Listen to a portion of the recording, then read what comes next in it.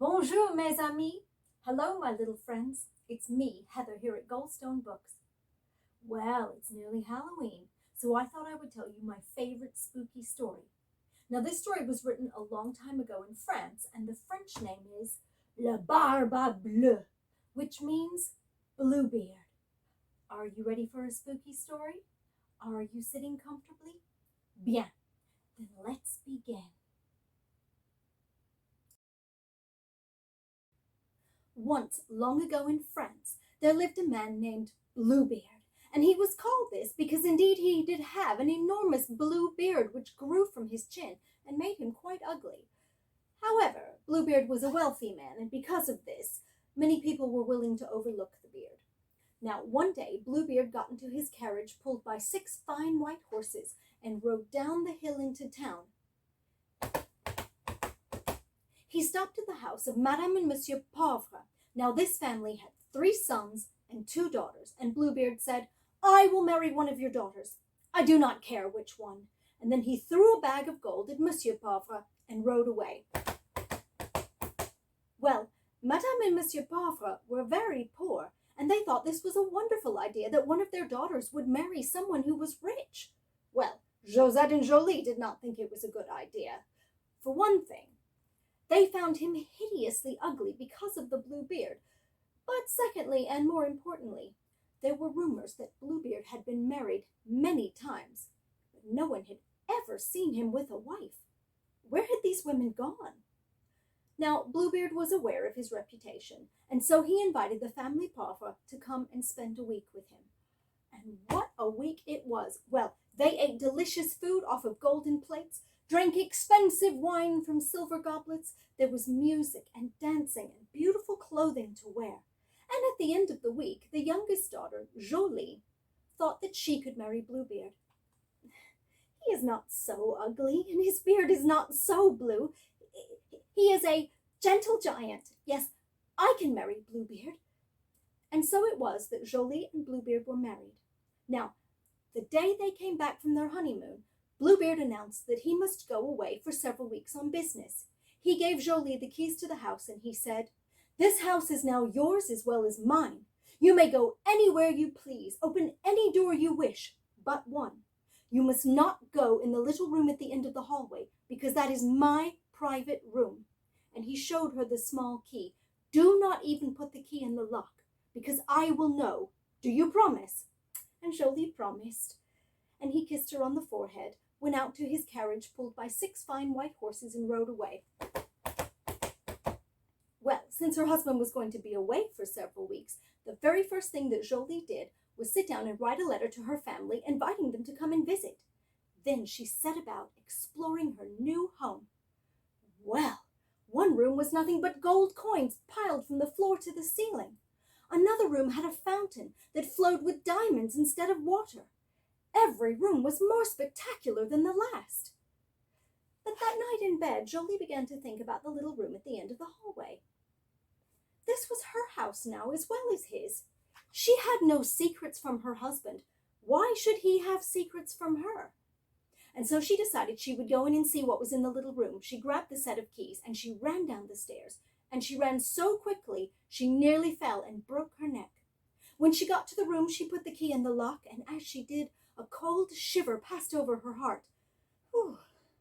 As she remembered the words that her husband said, "Do not even put the key in the lock, because I would know." But how would he know? He wouldn't know. And so she opened the door. The room was dark, with only one tiny window, and the floor was all sticky. She saw something down on the ground, and she couldn't see what it was, so she picked it up to get a better look. Ah! It was a head, a human head, a woman's head. And as she turned to run, she saw hanging on the wall the bodies of 8 women. These were the wives of Bluebeard. This is what had become of them. And Jolie was so frightened that the keys tumbled out of her hands and into a puddle of blood. Quickly, she scooped them up, ran out of the room, and slammed the door. And only after she locked it did she see that there was blood on the key. So she tried to wipe the blood off on her nightdress. But did the blood come off? No. She ran to the sink and with soap and water began to rub and scrub and rub and scrub. But did the blood come off? No.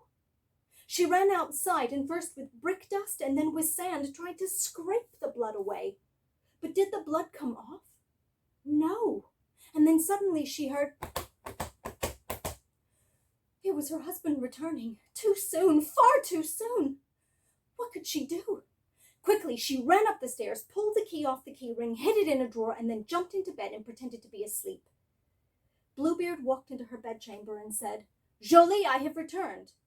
Give me the keys to the house." And she pretended to wake up. Oh, my goodness, my husband, you've come back early. What a pleasant surprise." And he saw how pale she was, and he knew. He knew she had been in the little room at the end of the hallway. So he said again, "Give me the keys." And so she handed over the keys and watched as he counted them. And then he said, "Jolie, where is the key to the little room at the end of the hallway?" "Oh, is it not there? It must have fallen off. I will look for it." And she made a great show of pretending to look by looking in the drawer and opening the wardrobe and under the bed. But he saw how frightened she was, and he knew she had been in the little room at the end of the hallway. So he said, "Jolie, give me the key." What choice did she have? So she handed over the bloody key. "Why is there blood upon this key?" "In truth, my husband, I do not know." "You do not know? Well, I know well enough. You have been in the little room at the end of the hallway. Very well, since you are so fond of the room, you may take your place among my other disobedient wives." And he pulled out his sword, and he was just about to cut her head off when Jolie ran. She ran as fast as she could, up the stairs. She ran so fast that she nearly fell and broke her neck. She ran up the spiral staircase, all the way to the little attic room at the top of the house. She locked the door, threw open the windows, and called out, "Help me! Can anyone hear me? Help me!" But did anyone hear her? No. The only sound was her husband banging on the door. Bam, bam, bam. So she called out a second time, "Please help me! Can anyone hear me?" But did anyone hear her? No. The only sound was the door splintering as her husband was breaking it down. So she called out a third and final time, "Help me, please! Can anyone hear me?" But did anyone hear her? Yes, they did. For her brothers were riding up at that very moment. For remember, she had invited them to come and stay. They heard their sister's cries, jumped off their horses, pulled their swords, ran up the stairs. Up they went to the very top. They arrived just in the nick of time and plunged their swords into Bluebeard, who fell down dead. Well, since Bluebeard died, that meant that Jolie, as his wife, inherited everything. So she sold the house and all the treasures for a pretty penny. And the first thing that she did was buy her parents a big house so that they might live in comfort all the days of their life. For her brothers, as a reward for saving her, she bought them captain's commissions in the army so that they would be high-ranking officers and well-respected gentlemen. For her sister, she became a patron of the arts so that Josette might follow her dream of being an artist. And for herself, she built a big house with an enormous library and found a lovely bookish man who did not want to kill her. And together, they lived happily ever after. Merci beaucoup. Thank you very much. Happy Halloween, everyone. Take care. See you soon. Bye.